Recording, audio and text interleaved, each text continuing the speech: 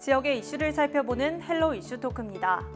농촌 지역은 도시에 비해 돌봄, 의료 등과 같은 사회 서비스와 생활 서비스를 누릴 수 있는 여건이 턱없이 부족하죠. 이런 부분을 충족할 수 있는 방안 중 하나로 사회적 농업이 추진되고 있는데요. 이번 시간에는 전남도 의회 김성일 의원과 함께 관련해서 자세한 이야기 나눠보겠습니다. 의원님 안녕하십니까? 예, 안녕하십니까? 네, 의원님 오늘 저와 함께 사회적 농업이 무엇인지 자세하게 이야기 나눠볼 텐데요. 먼저 이 사회적 농업이 무엇인지부터 자세하게 설명해 주시죠. 예, 우리 사회적 경제나 사회적 기업에 대해서는 우리가 이렇게 늘 접하고 많은 얘기들을 들었기 때문에 아시리라고 생각합니다. 그러나 사회적 농업은 같이 이렇게 추구하는 부분은 이제 일정 부분은 똑같지만은 좀 다른 부분이 있습니다. 그래서 우리 사회적 농업은 농업을 통해서 돌봄, 교육, 그리고 일자리 치유 서비스를 이렇게 영위하는 것을 농업을 통해서 이렇게 하는 것을 사회적 농업이라고 이렇게 얘기하고 있습니다. 그래서 우리 지금 사회적 농업이 이렇게 이슈화된 것은 한 13세기경의 그 중세 시대에 처음 그 병원이나 수도원에서 농업을 통해서 이런 것을 치유했던 그런 부분이 처음에 시작이 됐습니다. 네. 그래서 지금 1900년대 유럽 국가들이 이 부분을 사회적 농업을 치유와 또 사회 통합 형태로 이렇게 시작을 이렇게 쭉 이렇게 오다가 우리나라는 문재인 대통령 시절에 네. 국정 100대 과제 중에 한 개의 과제로서 이렇게 선정이 돼서 사회적 농업을 시작을 하게 됐습니다. 그래서 지금 시작된 지는 한 5년 정도 됐습니다. 그래서 아직 그 농업 부분에서 사회적 농업이라는 부분은 좀 생소하고 또 모르시는 분들이 많이 있습니다. 그래서 주민들이 자발적으로 사회적 농업의 주체가 돼서 장애인, 재소자, 또 청소년, 또 학교 밖 청소년, 또 귀농 희망자들 이런 분들을 교육도 시키고 또 같이 이렇게 치유도 하고 또 영농 활동을 하면서 그런 분들을 이렇게 쭉 이렇게 해 나가는 과정이라고 보면 될 것 같습니다. 말씀 들어보니까 이 사회적 농업이 취약계층이 농업 활동에 참여할 수 있도록 함으로써 좀 자립할 수 있도록 도와주는 게 궁극적인 이 사회적 농업 시행 목적인 것 같은데요. 사회적 농업 유형에는 어떤 것들이 있나요? 우리 사회적 농업은 지금 돌봄형과 또 교육형, 또 고정형으로 이렇게 나눌 수가 있습니다. 그래서 돌봄형은 장애인이나 아동, 노인을 대상으로 농업 활동을 통해서 건강 관리나 요양, 또 치료 등을 이렇게 할 수 있는 부분이고요. 그다음에 우리 또 교육형은 예를 들면 장애인이나 아동, 학생, 청소년층 대상으로 건강 증진이나 사회성 향상, 자립 등을 이렇게 하는 부분을 교육 부분으로 이렇게 보고요. 그다음에 고용형은 장애인이나 또 노인, 귀농, 귀초인들이 이렇게 일자리를 창출할 수 있는 그런 부분으로 해서 이렇게 세 맥락으로 이렇게 나눌 수 있고요. 또 이제 추가적으로 한다고 하면은 힐링형도 있고 그다음에 지역 서비스 공동체형으로도 이렇게 볼 수가 있습니다. 그래서 각기 다른 부분에 이 사회적 농업이 필요한 부분에 적소적소에 이렇게 될 수 있게끔 세 분야에 대해서 이렇게 지금 현재 추진되고 있습니다. 이렇게 사회적 농업을 돌봄, 교육, 그리고 고용 등 유형별로 살펴봤는데요. 그렇다면 이 사회적 농업은 어떤 방식으로 또 어떤 형태로 운영이 되는 건가요? 이제 사회적 농업 특징은 농업이 주체가 돼서 지역 주민이나 또 전문가 또 공동체를 꾸리면서 취약계층이나 그 서비스 제공을 위해서 지역 사회 네트워크를 이렇게 형성하고 또 나가서는 이 농업의 생산 활동이나 농촌의 자원을 활용하는 것이라고 이렇게 보시면 되고요. 그다음에 사회적 농업은 농촌 주민이 자발적으로 모여서 농촌 지역의 부족한 서비스를 보완하고 사회적 약자와 동행을 모색하는 있다고도 이렇게 볼 수가 있죠.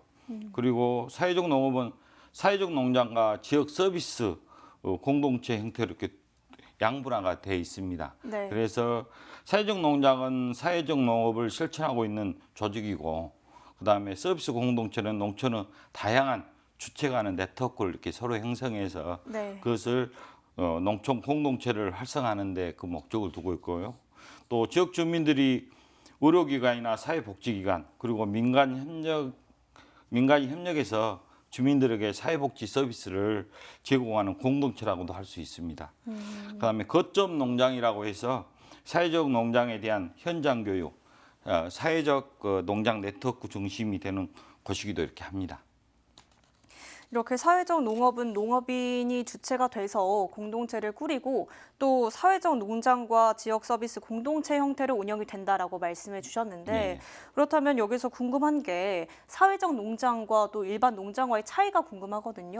어떤 점이 다른 건가요? 예, 일반 농장은 우리가 이 농민이나 이런 사람들이 직접 자기가 경영을 하면서 네. 소득 창출을 해서 이렇게 생활해 가는 것을 일반 농장이라고 하고요. 네. 그다음에 우리가 이제 말하는 사회적 농장과 일반 농장의 차이점은 예를 들면 사회적 농장은 예를 들면 지역사회에 기여하는 것을 좀 이렇게 목적으로 이렇게 두고 있습니다. 네. 그래서 사회적 기업이 이윤을 추구하듯이 취약계층 고용이라든지 사회적 가치를 추구하는 것이 사회적 경제 기업이 하는 일이지 않습니까? 네. 그러면 사회적 농장 역시 지역 주민들에게 서비스 공동체 활동을 하면서 예를 들면은 농촌의 자원을 활용해서 앞서 말씀드린 돌봄 농업 또 교육, 치유 같은 다양한 사회적 가치를 실천하고 있다는 점에서 좀 사회적 농장하고 일반 농장하고 차이점이 있다고 볼 수 있죠. 그렇다면 이 사회적 가치를 실천하느냐가 기준이 된다라고 말씀해 주신 그렇죠. 건, 네. 그런데 당장 우리 전남만 봐도 농촌 지역과 이 도시 지역에 비해서 사회 서비스라든지 또 생활 서비스 이런 부분에 있어서 충분히 누릴 만한 여건이 부족하기 때문에 지역민들이 많은 어려움을 겪고 있는 것 같거든요. 이렇게 안 그래도 농촌 지역이 인구 감소 문제가 심각한데 이런 다양한 서비스들까지 못 누리게 된다면 농촌을 많이 떠나게 되는 거잖아요. 그래서 결국 농촌 소멸 문제까지 이어질 수밖에 없을 것 같은데 이게 지금 현실적으로 우려가 되고 있는 상황인 거죠. 그렇죠. 지금 제일 중요한 게 젊은이들이 농촌 지역에 지금 들어오지 않고 네. 유출만 됐다는 거죠. 네. 그래서 작년 한 해 우리 전남을 떠난 청년들이 한 12,000명 정도 됩니다. 출생 수는 작년에 한 9,700명 정도밖에 출생을 안 했어요. 네. 그러면은 여기서도 한 2,300명 정도 캡이 생기지 않습니까? 네. 근데 우리 전라남도 그 인구 중에서 어르신들이 돌아가신 분들이 작년에 한 17,000명 정도 돌아가셨어요. 그러면 결과적으로 한 2만 명 정도가 1년에 없어진다고 보면 됩니다. 네. 그러면은 우리가 구례나 이렇게 작은 군들 그런 데는 한 3만 명 조금 못 되고 2만 몇천 명도 돼요. 그럼 어떻게 보면 1개 군씩 1년에 없어진다고 보면 되죠. 그러니까 인구가 지금 감소가 심각한 부분입니다. 네. 그래서 아카일로라고 우리가 이렇게 말이 있습니다. 사람이 주는 교통이나 의료 또 교육할 여건, 생활 여건들이 다 이렇게 열악해집니다. 네. 그렇다 보면은 그 열악한 생활 여건이나 이런 모든 것이 이렇게 되다 보면은 살아 있는 사람도 나가고 네. 또 들어오지는 않고 이렇게 계속 이런 것이 반복이 됩니다. 그러다 보면 농촌의 인구는 갈수록 줄어들고 또 고령화되다 보니까 또 돌아가시고 그러다 보면 인구가 줄 수밖에 없는 구조입니다. 그동안 이 사회적 농업이 운영돼 오면서 효과라든지 또 성과가 있었나요? 일단 지금 저희들이 이제 사회적 농업을 시작한 지 한 5년밖에 안 되다 보니까 큰 성과는 없습니다. 그런데 네. 이 사회적 농업을 뭐 실적이나 인구 늘리기나 이렇게 큰 틀로 봐서 그 실적이 있냐 없냐 이렇게 물으면은 좀 곤란한 부분입니다.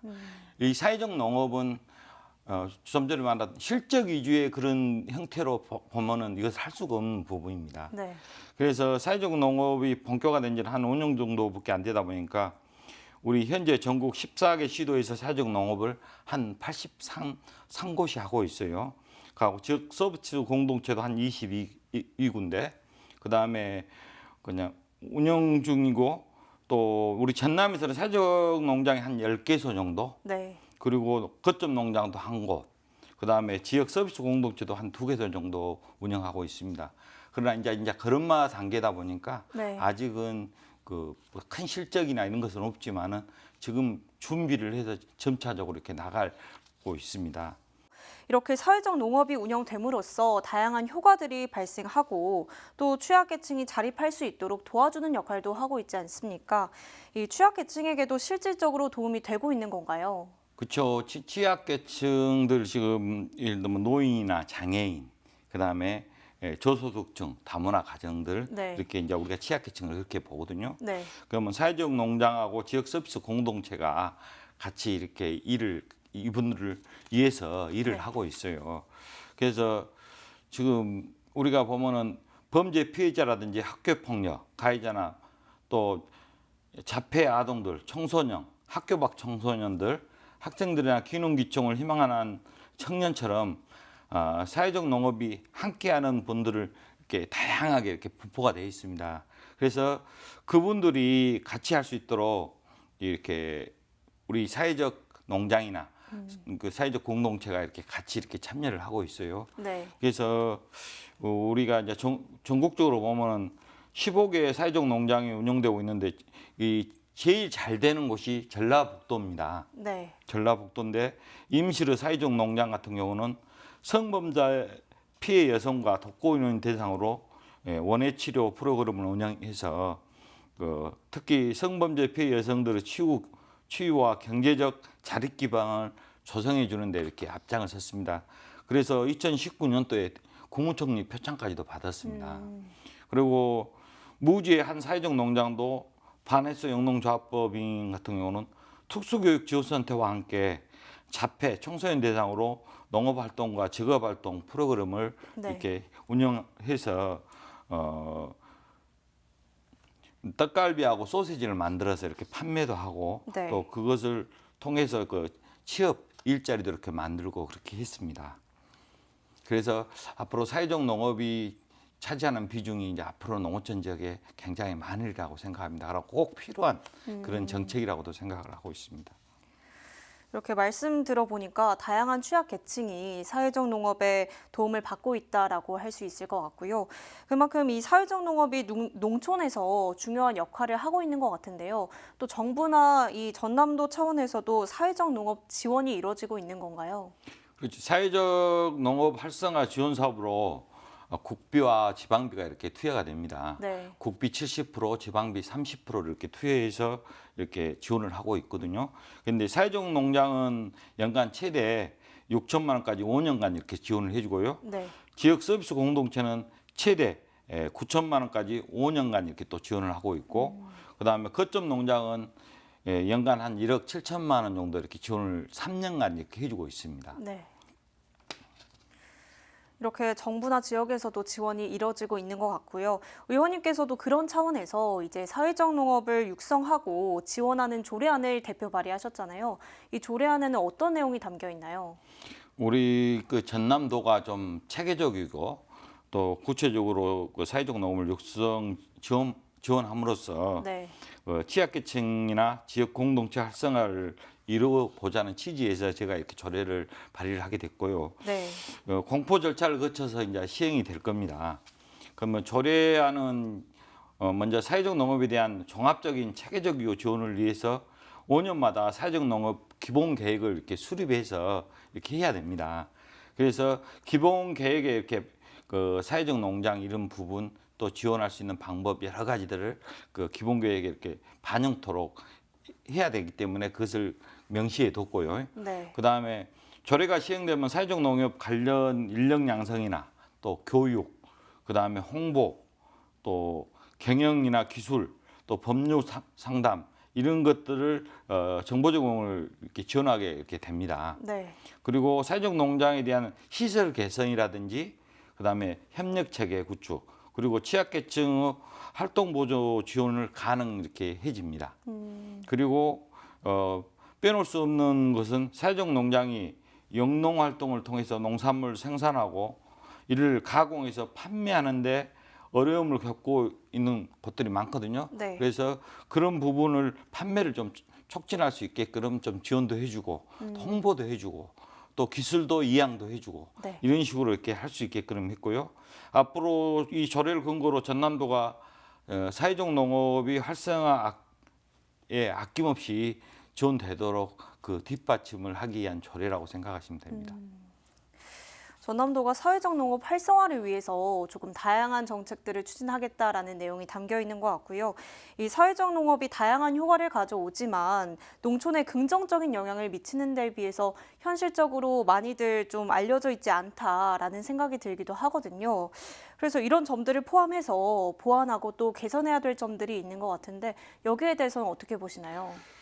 현실적으로 이제 사회적 농장이 이런저런 어려움이 있어요. 그래서 사회적 그 농업이 농업 한 매개체이지만은 또 우리 사회적 약자나 소외계층에 이렇게 도움을 줄 수 있는 그런 형태의 정책이라든지 네. 또 그 프로그램이라든지 이런 것들을 또 개발도 해야 되고 또 지원도 해야 될 그런 부분이 있고요. 그 사회적 농업은 그 어떻게 보면 지역사회 공동체를 하나를 이렇게 만들어서 예를 들면 소외계층이나 또 취약계층 이런 분들이 같이 동참해서 생산도 하고 또 소득도 창출하고 일자리도 또 만들고 또 이런 형태로 이렇게 가야 됩니다. 네. 그래서 그러기 위해서는 이제 많은 그 시행착오도 이제 겪겠지만은 제일 중요한 것은 사회적 농업을 어느 실적이라든지 성과를 이렇게 바라고 해서는 안 된다는 거죠. 즉 우리 사회에서 꼭 필요한 것이다 생각을 하고 네. 지원하고 이것을 이끌고 나가야 된다는 거죠. 네. 그런 형태로 이렇게 보시면 될 것 같습니다. 이렇게 사회적 농업이 크게 본다면 농촌 지역의 문제를 해결하고 또 활성화하는 데도 기여를 한다라고 볼 수 있지 않겠습니까? 네. 갈수록 뭐 인구 감소 등이나 여러 가지 문제들이 있는 이 농촌이 조금은 소멸하지 않고 또 발전해 나가기 위해서 남은 과제는 무엇이라고 보시나요?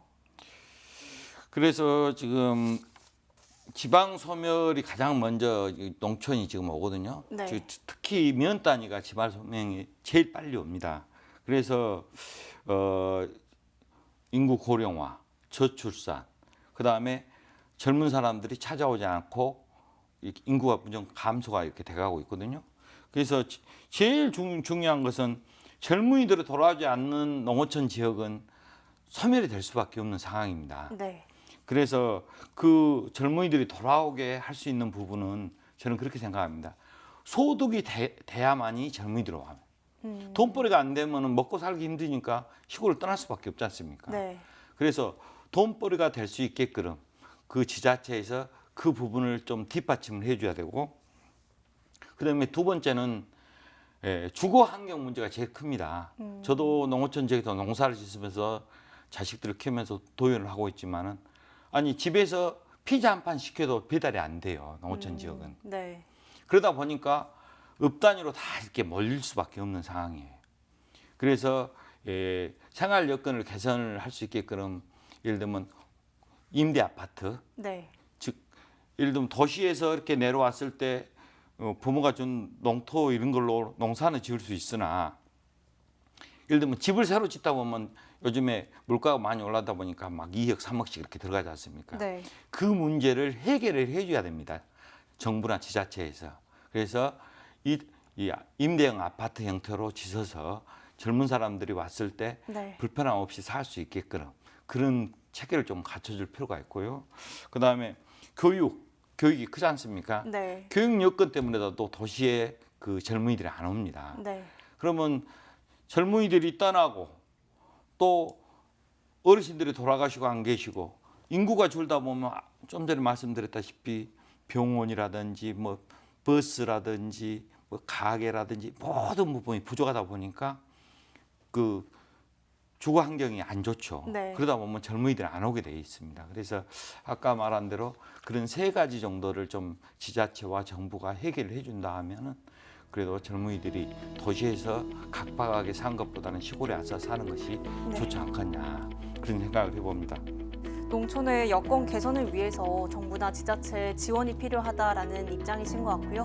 오늘 말씀 여기까지 듣겠습니다. 감사합니다. 예, 고맙습니다.